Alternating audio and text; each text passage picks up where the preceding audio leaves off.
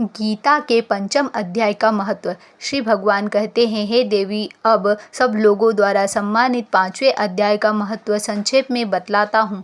सावधान होकर सुनो। मध्य देश में पुरुषकृतपुर नामक एक नगर है। उसमें पिंगल नामक एक ब्राह्मण रहता था। वह वेद पाठी ब्राह्मणों के विख्यात वंश में, जो सर्वदा निष्कलंक था, उत्पन्न हुआ था।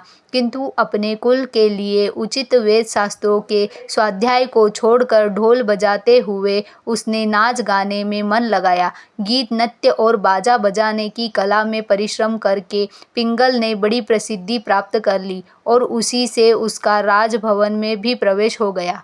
वह राजा के साथ रहने लगा। स्त्रियों के सिवा और कहीं उसका मन नहीं लगता था। धीरे धीरे अभिमान बढ़ जाने के कारण और उच्च पद प्राप्त हो जाने के कारण एकांत में राजा से दूसरों के दोष बतलाने लगा।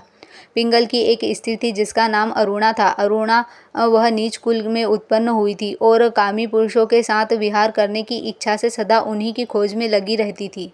उसने पति को अपने मार्ग का कांटा समझकर एक दिन आधी रात को घर में के भीतर ही उसका सिर काट डाला और उसकी लाश को जमीन में गाड़ दिया। इस प्रकार प्राणों से विमुक्त होकर वह यमलोक पहुंचा और भीषण नरकों का उपभोग करके वह निर्जन वन में गिद्ध हुआ।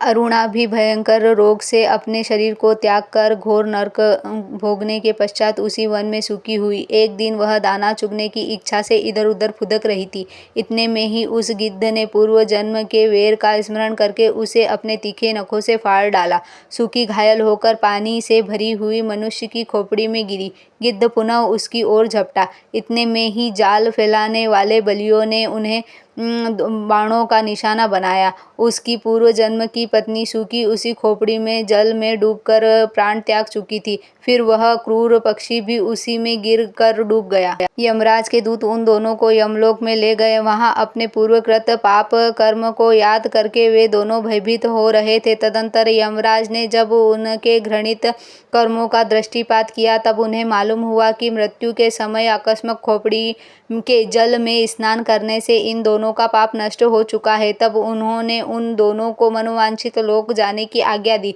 यह सुनकर अपने पाप को याद करते हुए वे दोनों बड़े विस्मय में पड़ गए और पास जाकर धर्मराज के चरणों में प्रणाम करके पूछने लगे, भगवान, हम दोनों ने पूर्व जन्म में अत्यंत घृणित पाप का संचय किया है, फिर हमें मनवांछित लोक में भेजने का क्या कारण है?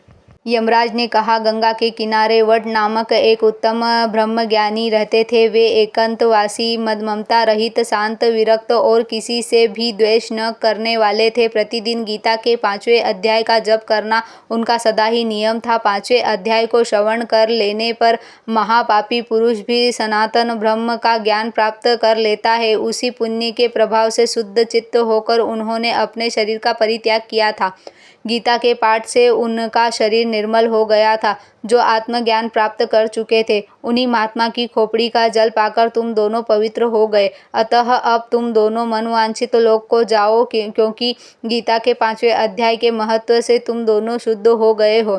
श्री भगवान कहते हैं, सबके प्रति समान भाव रखने वाले धर्मराज के द्वारा इस प्रकार समझाए जाने पर दोनों बहुत प्रसन्न हुए और विमान पर बैठकर वैकुंठ चले गए। बोलो जय श्री कृष्णा।